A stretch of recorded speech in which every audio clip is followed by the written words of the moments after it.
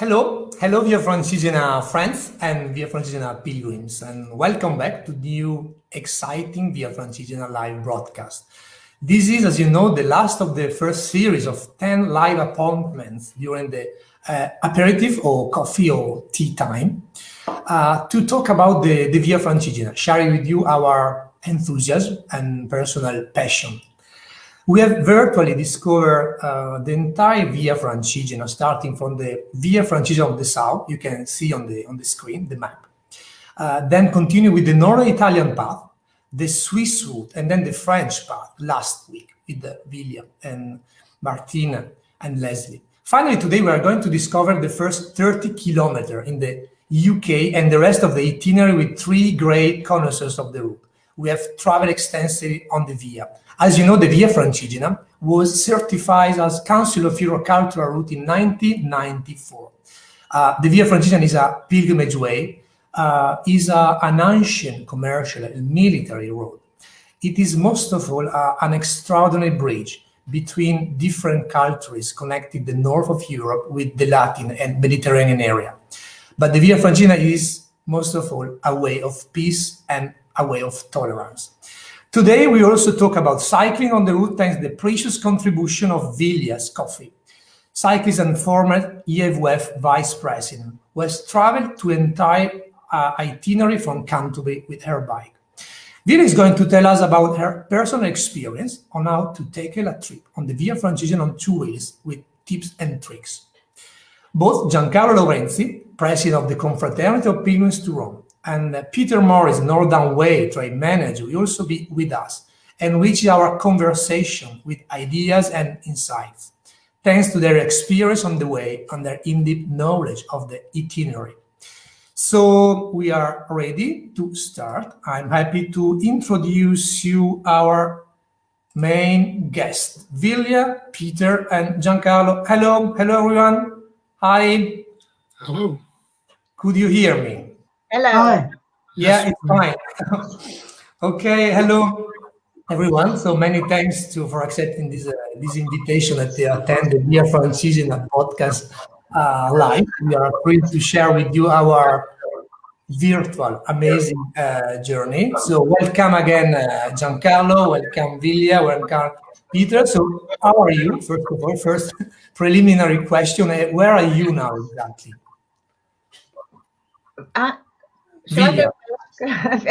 Right, I'm actually I live in Canterbury and I'm up in my study at the moment, so I'm at home.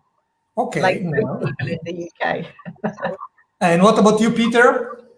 I'm not too far away from Velia. I'm on the Kent coast in a small town called Deal, which is not too far from Dover. Again, I'm at home in the study where I've been for about the last 6 weeks. Okay, Giancarlo, what about you? Hi everyone. Well, I'm greeting you from my dining table, and behind me you can see the my sitting room. I'm very well. I'm recovering from the coronavirus, and I can't tell you how much I'm champing at the bit to get out on the road again. Okay, thank you. So there are many viewers and friends and Via Francigena friends like Marilyn and Celine, Raffaella, Chris, Julia, Martin, Mary, so Michelle Thomas Penet, our ambassador and supporters. Thank you to join us. Before starting, I'd like to invite our viewers to share your experience, especially along the Via Francigena and the kilometer zero, to share your emotion. You maybe were at the kilometer zero, just in front of the cathedral. Before starting, I would like to remind you that last year, the BBC produced the TV series on the Via Francigena with 8 celebrities. We walked from Martigny, Switzerland, to Rome section. It was very great. It was great to promote for promoting the route. Maybe, perhaps we can share just 2 minutes, this inspiring, nice video. I try to show you this video. Is this working? Just a second. Okay. That is fine. Since medieval times, pilgrims have struggled over the Alps, Europe's highest and most spectacular mountain range. Yes! Oh, God! Look at Wow. this! Their goal, to reach the home of the Roman Catholic Church, Rome. For people to have set off from Canterbury, what an incredible experience it must have been. Now, 8 well-known personalities have taken up the challenge to follow in their footsteps. Go on, Les Dennis! I'm going. Come on! They're a group with differing faiths and beliefs. They're all looking for answers. From a lapsed Jehovah's Witness. Do I believe there is a God? The logical side of my brain would say absolutely not. The slightly magical side of my brain would say it would be very nice if there was. To a non-practicing Jew. We're here for a limited amount of time. It would be nice to think that you knew what your path was. And a confirmed atheist. I don't believe in religion. Faith is not something that exists in my life. I'd like to understand why people believe in it so much. These days, few walk this ancient 2,000-kilometre pilgrimage. I've seen places like this on Google. Oh my God, this is a bit harsh. But it's in revival. Buongiorno. Ciao, Marcello. Marcello. Marine. For 2 weeks, they'll live together as modern pilgrims. That's not yesterday's even. It was about 3 days ago. But how will it change the way they feel about belief? I'm Catholic, so this pilgrimage is going to really improve my prayer life. We are in this together. People of faith, people without faith. I feel quite moved that somebody has just blessed us. There's a way you can ask a question without being offensive. We're all adults. And there's an extraordinary meeting for the pilgrims. I think that's what I've been searching for all my life.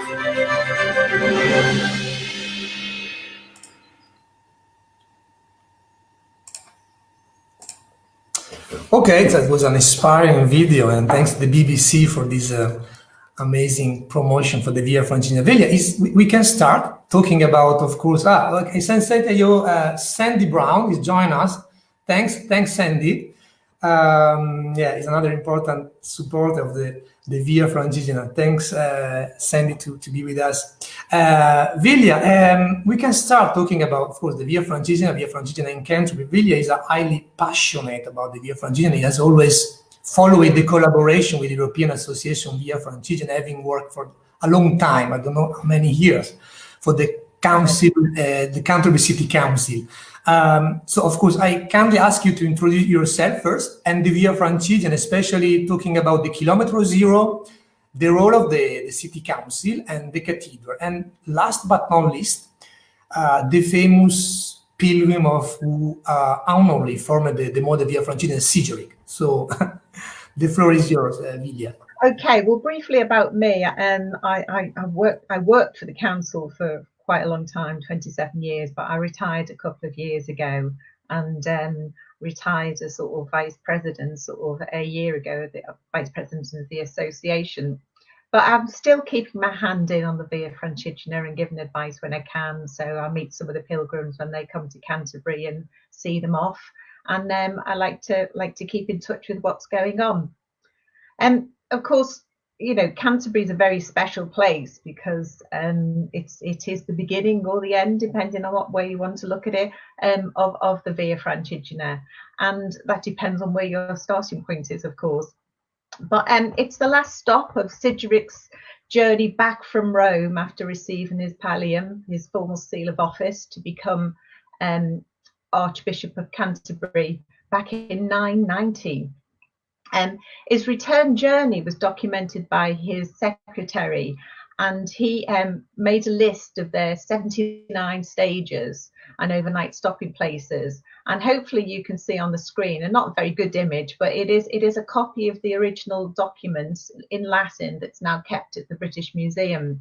So that lists these are the stages going from Rome back to Canterbury. And Sigeric's route has now really become known as the first sort of guidebook of the Canterbury to Rome pilgrim route. And it's also internationally known. The Via Francigena, coined some time ago, meaning the way through France, as you mentioned, Luca, earlier, was given a cultural route status back in 1994. And so, you know, more and more people are aware of the importance of this this special route. I thought I'd say a little something about the cultural route side of things, because to get a cultural route status, it means that the route must demonstrate by means of journey through sort of space and time how the heritage of different countries and cultures of Europe contribute to the shared living and cultural heritage there. So it's a great thing to have been recognised, and it is a good way of bringing people together. The city council and the cathedral have been doing a job to try and raise the profile of the Via Francigena over recent years, and again an image there which is not the best, but it's a picture of the cathedral, and just below is a picture of the Zero Stone, which was laid in the grounds of the cathedral in 2001. And so that marks the physical beginning of the route, but it also started the beginning of sort of much more efforts on behalf of the council and the cathedral to promote knowledge and awareness of the pilgrim route. Velia, sorry to interrupt you. Where you can find now the stone? Is still just in front of the cathedral? Well, it has moved because at the moment, you know, we'll talk about this later on, but there's a massive refurbishment of the renovation of the cathedral, and so the stone has been moved from where it was, because all of that area is going to be re-landscaped.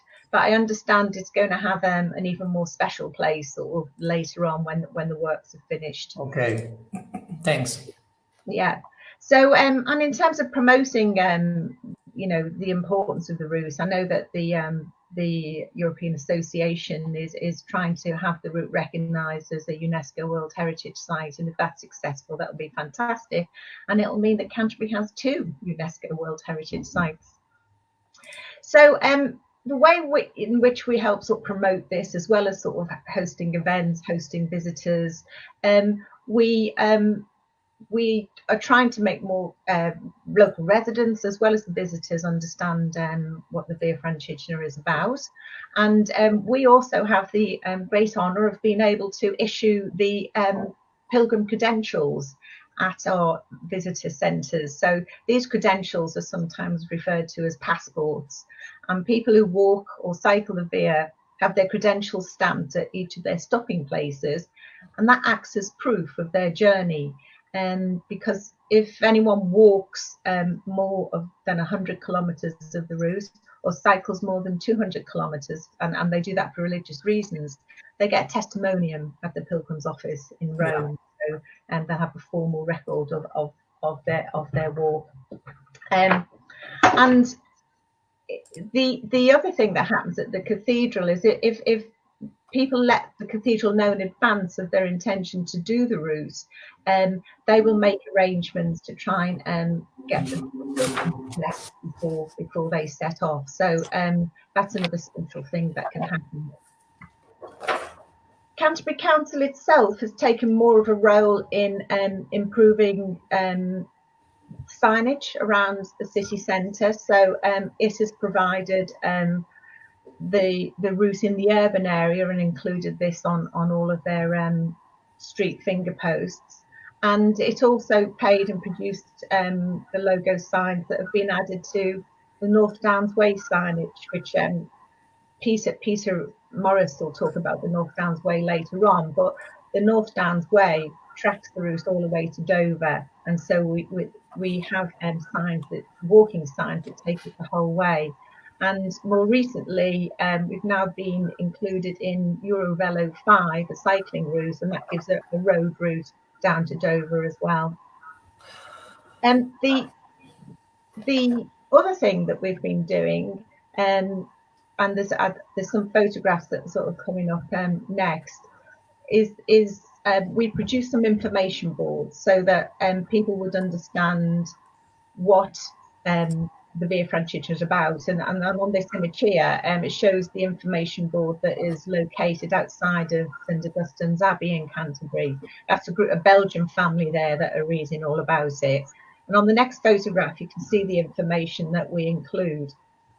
And we are it's by hope that sort of more of these signs are placed along the route, so people have got some more information.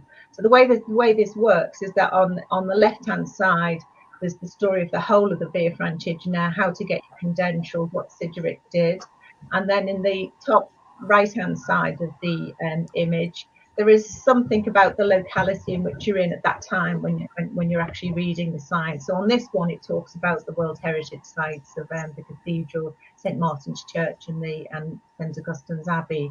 There's also a little something there about the North Downs Way, as the ones who look at, and also a little extract of the route for that part of the United Kingdom. Okay, no, thank you. That maybe now it's time to introduce you. The second question is especially about you. In 2007, 2017, you decided not to walk, to cycle the Via Francigena, the entire Via Francigena from Canterbury to Rome. And your group also raised money to have found a major renovation of Canterbury Cathedral. So can you tell us about that, please? Yeah, that's right. I mean, 10 years ago, 12 years ago now, it was back in August 2007, 27 cyclists and our support team of 6 left the Zero Stone at Canterbury Cathedral. And the objective of the ride was to raise funding to help that restoration of the cathedral that I referred to at that time. The cathedral was in quite a bad way, and there was a £27 million fund that was needed to be able to carry out the works to the cathedral. All of the cyclists raised money through sponsorship, and most of the cyclists put some money towards the cathedral's fund and some towards local charities as well. But we raised over £100,000, and I can't remember what the final figure was, and that was a heck of a lot of money at the time. But still quite a bit of money, but it was a huge sum that we raised. But we also took the opportunity to start that raising the profile of the Pilgrims way, because it had been forgotten, the Via Francigena. The group comprised, sort of, as I say, 27 cyclists. The youngest cyclist was just 16 years of age, and the oldest turned 66 while we were on the route. Most of the group weren't athletes, so we all had to train really hard to be able to do the journey. And we were from all sorts of walks of life as well. You know, we were led by Edward Condry, who was at the time a canon treasurer of the cathedral. He's now a retired bishop, and it also includes a judge, senior local government officers, local business people, charity workers, and we had 5 school pupils as well. And my son Luke, then age 17, was one of the 5 cyclists still at school, and I was one of the only 6 females that did the route as well. So we took 17 days to get to Rome, and travelled around 70 miles a day, about 120 kilometres a day. We did have one short day. It was only 54 miles, but we had to go over the Grand St Bernard Pass, which was a bit of a challenge, to say the least. But the journey was fantastic fun. It was a great challenge. We all, delighted in doing it. From the very start, we were accompanied by sort of motorcyclists on Harley Davidsons, escorting us down to Dover, to the end when we entered Rome with a load of firefighters leading the way. We even had sort of quite a few times, so we had cows accompanying us on the journey. Wow. Yeah, and the people were fantastic. The weather was very, very changeable. We started off and it was nice and warm. It then got very, very wet, and then it got very, very, very hot, and it was over 42 degrees by the time that we arrived in Rome. We were melting. But we managed to stay at 15 of Sidgwick's 79 destinations. That included Arras, France, Saint Maurice, Saint-Valais, Oster, Pavia, Videnza, Cinquecento de Ocha, I don't know how to pronounce that, to name but a few. But we, of course, we passed through sort of many more of the stages, and you know, absolutely loved it. We went to Lausanne, Ivrea, Lucca, Siena. It was amazing. I particularly like the Abbey at St. Maurice in Switzerland, which has been in a monastery that's been in operation for 50 years. Amazing place. But I also love the small towns too. I particularly love the welcome and hospitality that we've got in so many places, especially in Italy. So we, when we arrived in Fidenza, there's a picture here of sort of yes, tiny kitchen making absolutely mounds of pasta for the cyclists and the support team. And boy, we were eating a lot. I think we the Italian name is Tortelli d'Erbette. I can recognize now exactly here in Fidenza. They are yeah. Well, that woman did an amazing job of feeding us that evening, and it was lovely. And you know, another example of the great welcomes we got was in the next picture. We arrived in I think there's one before that, but in Aula, there were some flags. It doesn't matter if you haven't got it, but we got these. There were a load of children that did some sort of flag waving and sort of special medieval sort of pageantry for us, which again was absolutely delightful. So it was really lovely. And during the course of this, and there's the flags, yes. So during the course of the journey, we became media stars. It was the coverage that we got was quite phenomenal, really. And I think that's because there weren't that many big groups doing long distance cycling challenges or raising money in this way. It was the early days. I mean, it's quite commonplace to do that now, but then it wasn't so much so. So the UK, the French and the Italians all covered our journey online in their local papers. There were radio interviews and TV interviews along the way.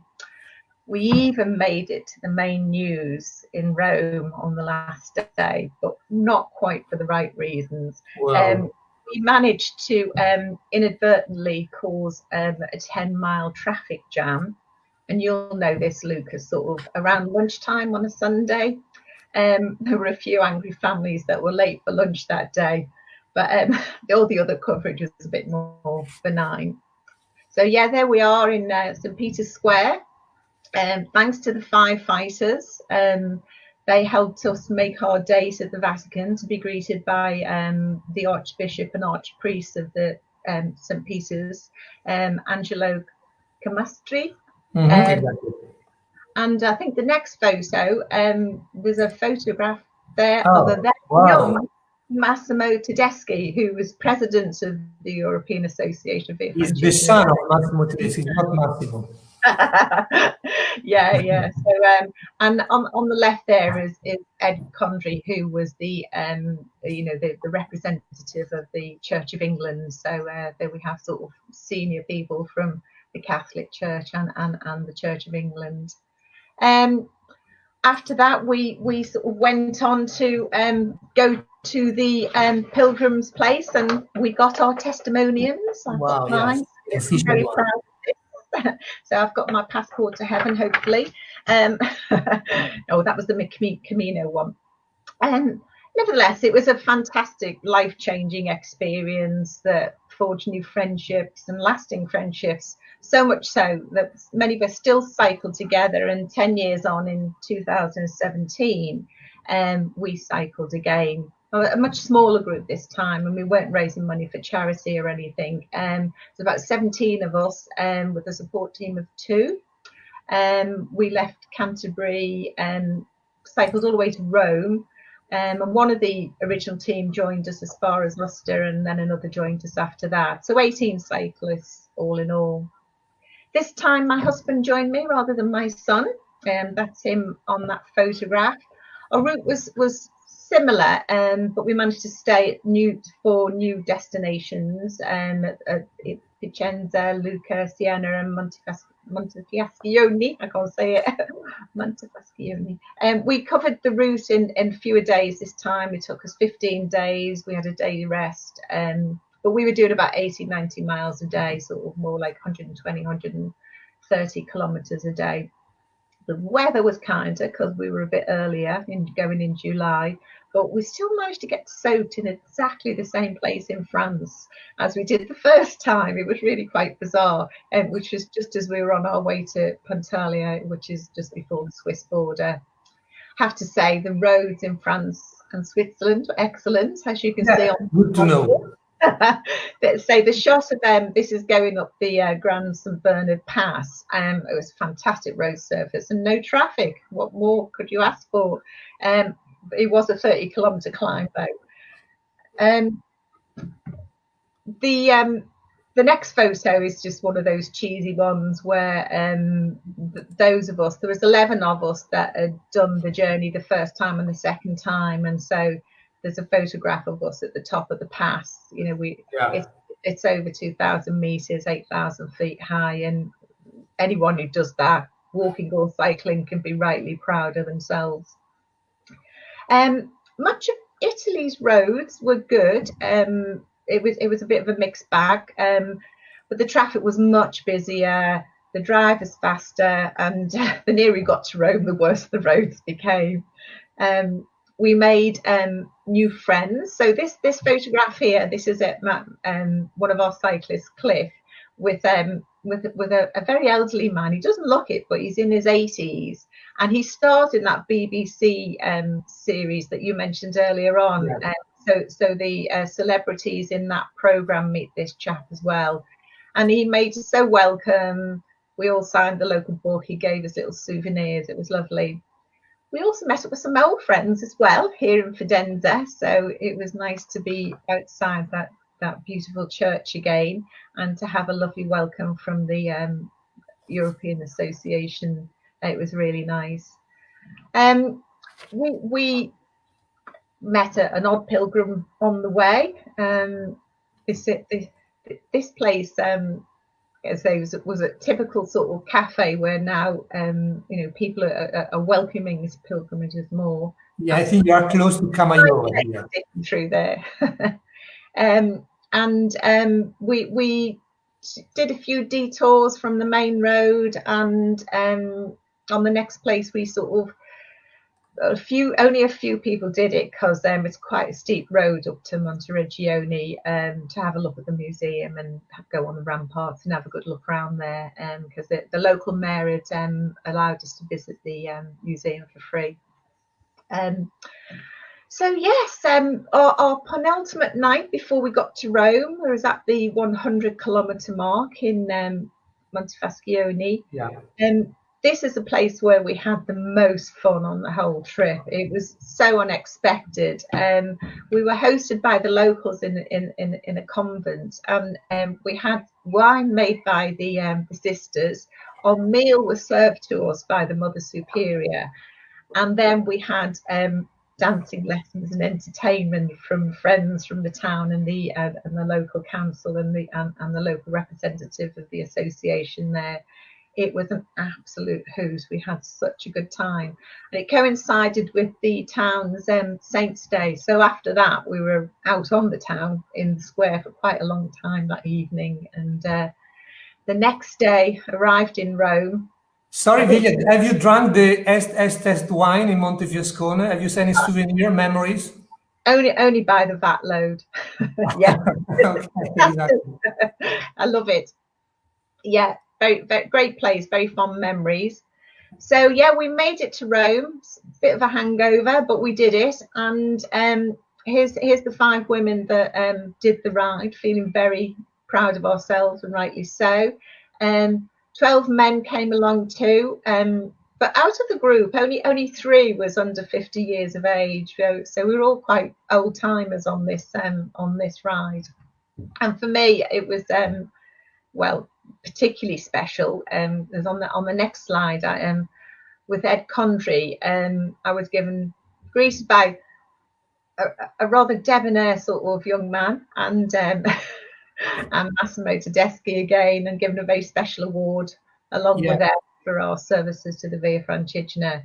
But the other great moment for me was I arrived sort of for my 60th birthday and had all my friends and family over for a big shindig the next day. So it was fantastic. Thank you, Velia, for sharing your personal experiences, emotions along the way, and special greetings to Caroline, Vice President of Via Francigena, is with us, and Radio Francigena. Special greetings to Alberto Pugnetti, the director of the Radio Francigena. So the last question, Velia, is personal, maybe in 2-3 minutes, if you can just sum up about we can say the greatest difficulties of riding the Via Francigena by bike. Yeah, well, we were lucky because our ride was supported by our friends, so we just had to ride our bikes and not have to worry about carrying our luggage or making our lunch. And we planned as much as we could in advance. And the reason was we were time poor. Lots of people work and we only had 2 weeks to do it. So I booked all the hotels in advance. But I think that's a good tip anyway, is that everywhere it's to be as planned as you can but be flexible too about where you're going, when you need to get there. Obviously, as riding a bike, it's inevitable that we have mechanical problems from time to time, so people do need to be able to prepare to fix their own bikes, but also be aware of where there are bike shops in case you can't fix it. But if you are going unsupported and you don't have the benefit of a van to back you up and your luggage being carried, and my friend Barbara, who's done lots of unsupported rides, and she was on the Rome one, she says only pack what you need to. That goes on the supported rides too, because even an extra 1 or 2 kilos can make climbing those mountains an absolute dead weight. You need your tools. You need to be able to be self-sufficient in looking after your bike. Definitely take a waterproof, because especially in the mountains, the weather's variable and you always need to be able to keep yourself warm. Don't bother with lots of overnight other than cycling clothes, because you can usually wash things and get them dry overnight. Make sure you've got good maps, good GPS, take your power packs because you'll run out of juice from time to time. Take cash, not everywhere takes cards, and leave some space in your luggage for buying some of those souvenirs and gifts you'll find in lots of the places along the way. Don't assume that you'll be able to get somewhere to eat at the next stop. You need to eat when you can, and buy provisions when you can, because some of the stretches are very quiet and very isolated. Particularly in the French sections, there's less places to stop. But yeah, trust people. People will help you if you get lost. Most people want to help you. Chocolate and cake is always good for solving most problems. And make sure you're insured, that sort of thing. Don't keep your wallets in your outside pockets, because you can quite often be a victim of crime. But most of all, enjoy your trip. As you're a cyclist and a tourist, so lock up, enjoy it. I mean, because you will see absolutely amazing, magnificent sights. Thank you for your suggestion, advices, and because the number of cyclists on the Via Francigena is increasing. According with a recent analysis, we can consider 22% of the cyclists, and then there is 80% of pilgrims. So we need to improve services for cyclists, because there are different needs. This is a crucial and relevant point, especially for future. And okay, again, Velia, thank you very much. And then maybe we can introduce now Giancarlo. Giancarlo, are you ready? It's your turn now. Because as you probably know, Giancarlo, could you hear me? Giancarlo is a president of the Confraternity of Pilgrims to Rome. Can we ask Giancarlo, that is a very experienced walker and cyclist, to introduce himself, and then if you can also describe the very active, the activity of the Confraternity of Pilgrims to Rome, because you are so active in to animate the route in England, in Kent. So your role, I think, is crucial for the development of the Via Francigena in Kent. Okay, well, hello everyone. My background is in the UK's not-for-profit sector. I walked the Via Francigena in 2017. I also cycled to Rome last year along the Via Michaelis. So many of the things that I was talking about struck a chord with me, particularly as my back wheel buckled in Pietrasanta. But I did manage to get it sorted, which was really quite remarkable. In terms of some of the issues that I think people are often kind of struggling with is when they're contemplating a trip like this, is the extent to which this is a kind of religious, spiritual experience, or whether or not it's just a very fine, long walk. And one of the things that I think that we're able to do at the Confraternity is to provide a range of information, a range of resources, a very broad range of support. Now, sometimes it's practical in terms of giving people advice on places to stay. So we've got a brand new booklet on places where you can stay across France and where you can buy food. And as Velia has pointed, one of the most difficult tasks facing you is one that you don't expect, because you don't find this in Italy, but it certainly was true in France, is places to buy food en route. And so many occasions I arrived at my evening's destination absolutely famished.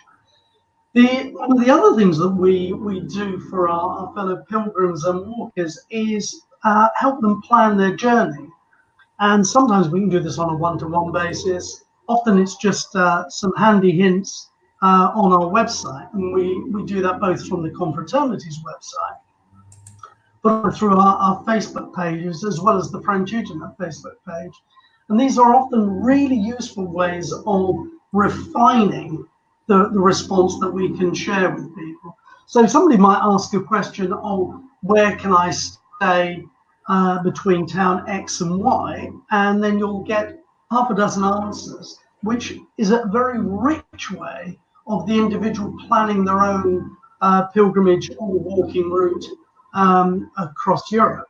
And these are very important facilities and resources, because when you're thinking ahead and you've never done a route like this, and you know, I started off carrying nearly 20 kilos on my back, and I can tell you that by the time I reached Arras, I threw a load of things away. I posted some things home, and I posted some other things onto my destination in Rome. So in terms of planning your route, if you kind of look on the Confraternity's website, you will really find an awful lot of very, very useful information. Now, one of the things that we talked about right at the very beginning, which is Canterbury being point zero on the Via Francigena. One of the exciting projects that we're looking at the moment is how do we extend that route into the UK and specifically into central London. Yeah. So that will add a good probably 75 miles from somewhere like Southwark Cathedral through to Canterbury Cathedral. And that will be 3 or 4 days extra walking for people who are really keen, or who can only manage a week or so to walk from London through Canterbury to Dover. And there are an awful lot of challenges walking through a major city like London. I'll leave Pete to talk a bit more about the signage and the interpretation, because he's much closer to it than I am. But in terms of where you might want to start planning your own journey is our website and our online shop. And I'm shamelessly promoting our online shop because it's a fantastic place to start your journey in terms of buying your credenziale, your pilgrim's passport, a range of books that you will help inform you. So that's a really good place for someone who is unfamiliar with this kind of journey to start. Thank you, Giancarlo, especially about this last point, about the extension of the route from London to Canterbury is so important. Also the European Association very interesting in cooperate about this project, maybe according with the region, the Kent region, the council.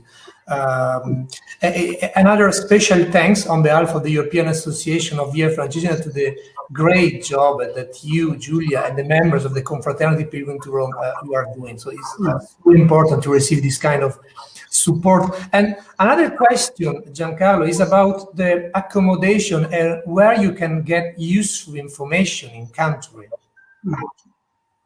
Well, I'll leave Pete and Velia to talk a bit more detail about some of the new and exciting opportunities there are in Canterbury. But I am aware that part of this remodeling of Canterbury and the creation of the Pilgrims Hub, I think it's going to be called, which is close to the gates to the cathedral complex. But there are lots of opportunities. In fact, Pete and I, a few months ago, when we walked along that first section of the Via Francigena as far as Shepherd's Well, to see where realistically you could find accommodation that's somewhere between Dover and Canterbury, because some people will take 2 or 3 days to do it. Most of us do the 30 kilometers in a day. It's a long day.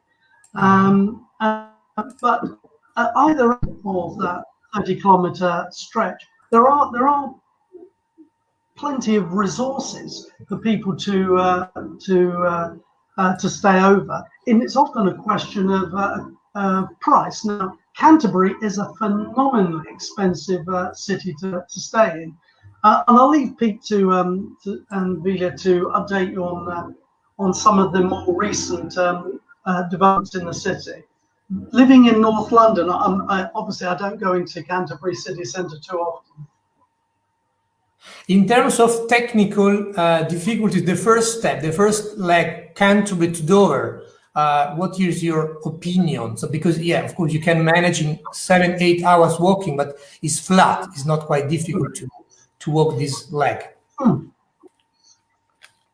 No, it's in fact it's a beautiful opener to the Via Francigena, because like many people, I caught the train from London to Canterbury, and then started from Canterbury city centre, and I think that's an image of Patrick's Bourne, and there obviously that's Shepherd's Well. But if you imagine that you're going through what was once one of the Roman capitals of Britain, 2,000 years ago, and then you're cutting across the beautiful Kent countryside. There aren't any major hills. It gets a bit hilly once you get towards the south coast, but it really is a tremendous walk. You got through, you see some of the history and culture of Kent, like the Oster houses, some of the amazing fields of wildflowers on the way down. And when I did it a couple of years ago, there were no shops open anywhere. Even the one co-op store in Shepherd's Well was shut that day. So you really do have to think, as Velia has mentioned before, about carrying a sufficient supply of food and drink with you. Obviously, once you get to Dover, there is a whole series of shops that you can buy things at. But it's a really beautiful start to the Francigena. It's gentle, it's quite long, and it covers some really interesting topographical landscapes along the route. Yeah. It's nice to see this panel in Shepherdsfield with the logo, the Pilgrim silhouette. You can see this is popular. I'm proud. This logo of Pilgrim is important to recognize the same logo from Canterbury to Rome. So talking about logo and signpostings, info panels. So thank you, Giancarlo, for your introduction and for getting us this useful information. And now we can move to talking with Peter, because we have talked about path, of course the journey, but it's essential to put the attention about the maintenance of the route, the signposting along the way. And Peter is active with the Northbound Ways organizations in charge to manage the signposting. So I can ask you, Peter, if you can explain the main activities of the Northbound Trail. I think it's important to know, just to get informed the other partners in France, Italy, and Switzerland, which is your activity. In the meanwhile, I tried to show a video, an inspiring video. I tried to do my best to show the video, but yeah, floor is yours, please. Thank you. Are you going to show the video now, Luca, or do you want me to answer the question? Yeah, maybe perhaps we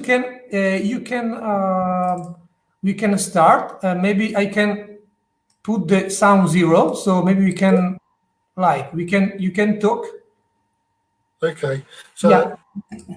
This video that we're watching now was produced a couple of years ago with Visit England and one of their projects called England's Great Walking Trails. So the North Downs Way is one of 15 national trails we've got in England and the UK, and they're funded by the UK government. So it's my job to look after the trail, basically. So my trail, the North Downs Way, runs south of London to the Dover coastline through Canterbury, and it joins the Pilgrim's Way, which runs from Winchester Cathedral through to Canterbury, and then from Canterbury it picks up the Via Francigena down to Dover and then onto mainland Europe and onto Rome. So my job is really lots of different facets, but the main focus is really to maintain the route, the signs, and make sure that we promote the route. Things like this video help, and that reflects some of the Pilgrim's heritage, some of the interesting places that we have. So this is the Watts Gallery in Surrey, where Aldous Huxley is buried, but also we have obviously Canterbury Cathedral and lots of little small villages along the route, and we try and work with local communities in order to promote the route.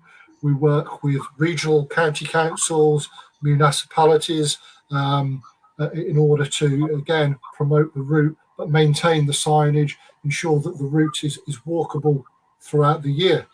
And then we're fortunate enough to be involved with a couple of projects that mean we get involved in some international work, not just with the Via Francigena, but other pilgrims routes across Europe, and have a look at how they're operating and how they promote their routes. Of course, everybody has to eat and drink, and this is a traditional scene from a Kent pub, some of our signage, and this really just gives people a flavour of not just the walking, but what you can see. We've got some great vineyards in southern England as well, which we can just see here. So this project was really about presenting our national trail and our pilgrims routes as a tourism offer, and to encourage people to come out into the countryside and travel responsibly and connect with the local people, and for people to get closer to England, which is how that video closes. Yeah, we've seen beautiful, amazing pictures and landscape. It's fantastic. And what about the official logo? Are you allowed? Is accepted in the Vademecum, the guideline of the North Down Trail? Because the official pilgrim. So we use the acorn. So the acorn is the copyrighted symbol for the national trails. So all 15 of the national trails across England and Wales use the acorn. Obviously, the route between Canterbury and Dover is shared by the Via Francigena route, and this is where we use the pilgrim. And so the route has joint branding, and we're in the process now working with Canterbury and Dover local authorities and with Kent as a county council to refresh and rebrand all of the Via Francigena signage. It's about 10 years old, a lot of it, so a lot of it's made out of wood, so it's fallen over or it's rotting or it's very difficult to see because it's quite old. So literally the last 2 days we've been talking to people about the rebranding of the Via Francigena. We've spoken with Carlo, we've spoken with people at the City Council in Canterbury, and so in the next couple of years through one of our projects we've got we've managed to secure funding to spend quite a lot of money on the Via Francigena, which is fantastic news.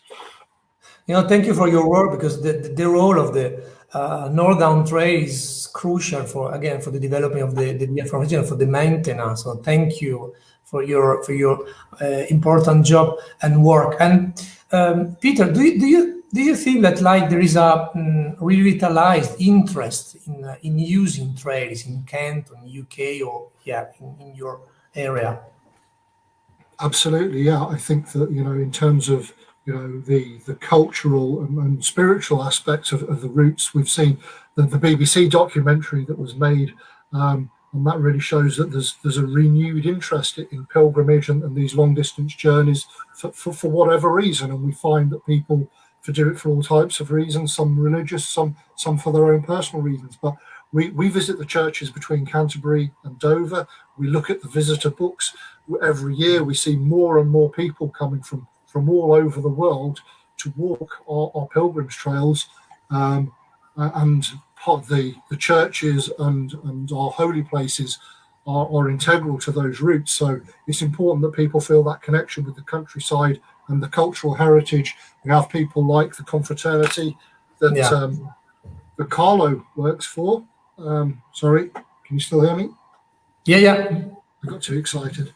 And then we have people like the British Pilgrimage Trust, who are working across the UK on lots of different pilgrimage routes. But again, they're supporting the overall concept of pilgrimage as a type of tourism activity, but also a type of spiritual activity. So we see a rapidly rising growth of pilgrimage, not just in the UK, but across Europe as well. And if I'm not wrong, along the path in Kent, in other villages, you can also taste fantastic, fresh and delicious beer. Do you agree? Yeah, beer is an important point at the end of the day. Yeah, I mean, we're very fortunate in Kent that we have a very long history of brewing beer. So part of our trail, we have an ale of the trail. So which is your favorite? Across all of the whole of the North Downs Way, we have official beers of the National Trail. I know there is a Via Francigena beer as well, and we have a local beer in Canterbury who's desperate to do a cultural exchange with them. So yeah, I mean, local traditional produce and tasting local food is important to the journey, whether you're in Italy or Spain or France or the UK. So we try to bring out some of our local traditions along the route as well. Thank you. Via Francigena is a spiritual journey, spiritual way, but of course it's also important to add this tangible point like a beer and cheese and champagne along the route. And the last question, Peter, is about, could you briefly introduce the Green Pilgrimage Project, where the Kent Council is a leader? For example, Puglia region is a part of this project. Maybe we can take this special point in another live, but just in short, just briefly, if you can introduce this point, please. Sure. So the Green Pilgrimage Project started a few years ago now. We're about halfway through the project, and with partners from Sweden, Norway, Italy, as you've already mentioned, Romania, and partners in Norfolk. And it was looking at pilgrimage routes as a way to sustain our cultural heritage. So those churches. That's a picture of me with a priest in Norfolk walking barefoot to Walsingham, which is a major pilgrimage destination in Norfolk. And so we're looking at ways of using our pilgrims routes to sustain those the cultural heritage and those little churches, and basically for people to make more interesting and sustainable transport options. This is in Portamarin on the Camino in Santiago, being welcomed by the mayor, and the mayor of Portamarin will tell you that the Camino basically supports his local economy and means there's jobs for the people in Portamarin. So part of the project, we could apply to the project for some more funding to do some specific stuff. This is us in Bovino, and this is me in Trondheim outside the Nidaros Cathedral, with a guy there on the left called Russell, who looks after national trails up in Norfolk. So 2 UK trail managers and another pilgrimage. we're fortunate to secure some money through the project in order for us to really invest heavily in the 30 kilometres between Canterbury and Dover. So that's signs, benches, rest areas, Wi-Fi provision, more information for walkers and for pilgrims to work closer with the cathedral to provide maybe pilgrims hostel within Canterbury city centre at an affordable rate, and look at other places like Shepherd's-Well where we may introduce a wider range of accommodation options and shops that are open when you get there, and cafes that will serve you tea and coffee and give you a map and tell you where you need to go next. So yeah, we have fantastic countryside, and we're working on making that easier, basically, just make it easier for pilgrims to find their way from Canterbury to Dover and then on to Rome. No, thank you for sharing the useful information, Peter. And then I put on the screen you can see the page of the Green Pilgrimage Interact project. On the website, you can find many information, projects, and follow-up. And then I think the Interact project, but the European projects in general, are so useful to exchange good practices between different local or national or regional authorities, or between association or getting in touch private stakeholders. So thank you for this important work that you're doing. So I hope that there is an important follow-up thanks this project connecting many regions in Europe. You mentioned before the important route of the St. Olaf Way is another important Council of Europe cultural routes.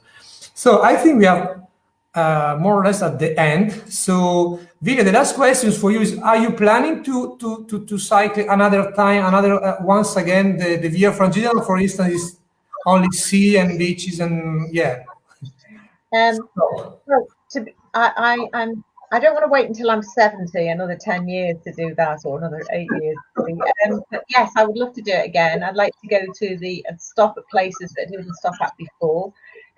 One of the reasons that we stopped where we did stop is the larger places, because we're a big group and we needed those places that had the hotel accommodation. So that sort of guided our journey. But I'd like to do it in slow time. I'd like to do it with much less mileage and go to with a smaller group and go to the smaller places. Okay, so why not considering the Via Francigena of the South in the future? Maybe you can explore. Well, I'm very happy to give that a go. Very happy. Again, so no, thank you very much for participating in our live broadcast, and thank you for the guests for joining me. And then we will see soon, because this is the last broadcast live for this first package of 10 appointments. On Friday, we can start a new thematic live broadcast, next 10 appointment, and then in which we'll be exploring the route in different angles. So again, Velia, Peter, Carlo, thank you very much on behalf of the European Association Via Francigena, and get in touch, speak soon, and then see you soon. Bye-bye. Thank you, Luca. Goodbye. See ya.